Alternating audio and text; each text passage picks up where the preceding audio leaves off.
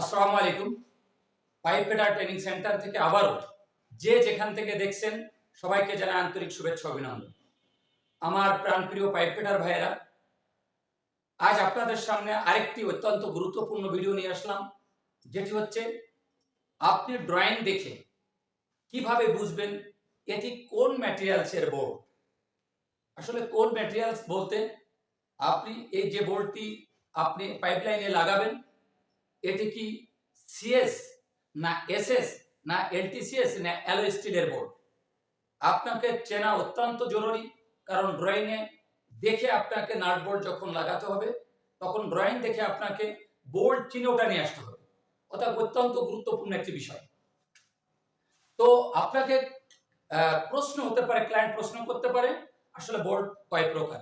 আপনি বলবেন বোল্ট হচ্ছে দুই প্রকার, একটা হলো স্টুড বোল্ট আর একটা আছে মেশিন বোল্ট। স্টুড বোল্ট কোনটা? স্টুড বোল্ট হচ্ছে, দেখুন আমার হাতে দুইটা বোল্ট আছে, একটা আছে দুই পাশেই নাট, দুই পাশেই নাট, দুই পাশেই খোলা যায় এবং ক্লোজ করা যায়।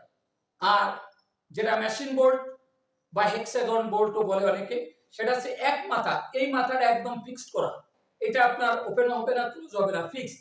আর একটা নাট আছে যেটা সবসময় ওপেন করা যাবে, ক্লোজ করা যাবে। আচ্ছা, এই ছিল লেগের স্টুড বোল্ট এবং মেশিন বোল্টের পার্থক্য। নাম্বার 2, আপনাকে প্রশ্ন করতে পারে যে থ্রেড কয় প্রকার। যেহেতু এটা থ্রেড, এই সবকিছু থ্রেড কয় প্রকার, আপনি বলবেন থ্রেড হচ্ছে দুই প্রকার, একটা আছে কি রাফ থ্রেড আর একটা আছে ফাইন থ্রেড। রাফ থ্রেড কোনটি? রাফ থ্রেড মূলত এই যে স্টুড বোল্ট গুলো আমরা লাগাই, এই স্টাড বোল্টে যে এই যে একটু ফাঁকা ফাঁকা যে প্যাচগুলো, এটা হচ্ছে কি রাফ থ্রেড। আর ফাইন থ্রেড হচ্ছে, দেখবেন খুব কাছ থেকে খুব মিহিন ভাবে একদম ঘন ঘন যে প্যাচটা আছে, এটা হচ্ছে কি ফাইন থ্রেড। তো আসলে আমরা আজকে আমাদের মূল যে বিষয়টি সেটা হচ্ছে আমরা কিভাবে চিনব যে কোনটা কোন ম্যাটেরিয়ালসের বোর্ড।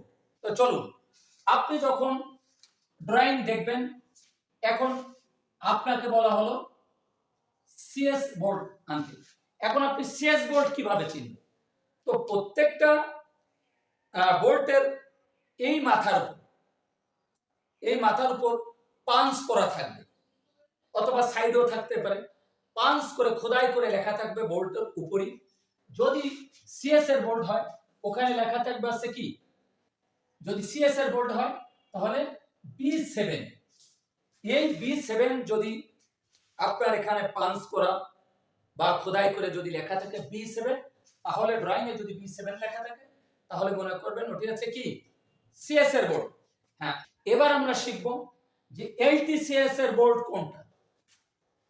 এলটিসিএস, এখন ড্রয়িং এ আমি কিভাবে বুঝবো যে এটা কোন বোর্ড, কোন ম্যাটেরিয়ালস এর বোর্ড?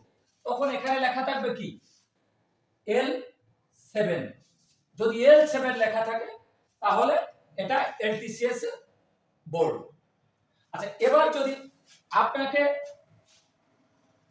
এস এস এর বোর্ড, এখন আমরা কিভাবে চিনবো এটা এস এস এর বোর্ড? তখন এখানে থাকবে কি B8, এটা আছে কি এলটিসিএস এস এস এর বোর্ড, অর্থাৎ স্টেনলেস স্টিলের বোর্ড। এবার আছে কি অ্যালয় স্টিল, ALWAY, অ্যালয় স্টিলের বোর্ড। আমরা কিভাবে চিনবো যে কোনটা অ্যালয় স্টিলের বোর্ড? তখন ওখানে লেখা থাকবে কি B16, অর্থাৎ B16। তো এভাবে আমরা চিনবো।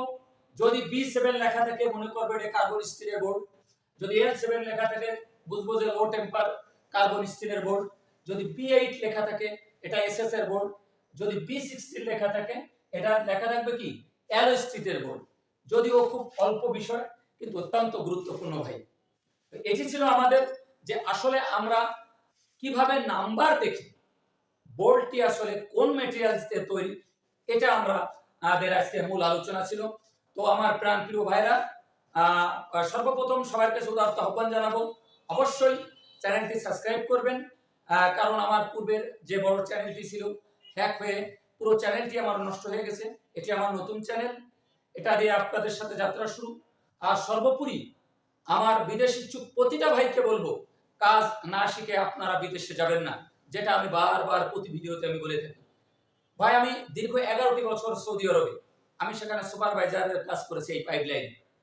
তো আমি দেখেছি নিজ চোখে, আমি ফিল্ডে দেখেছি যত বিপদ, যত সমস্যা, তার একটি কারণ কাজ না।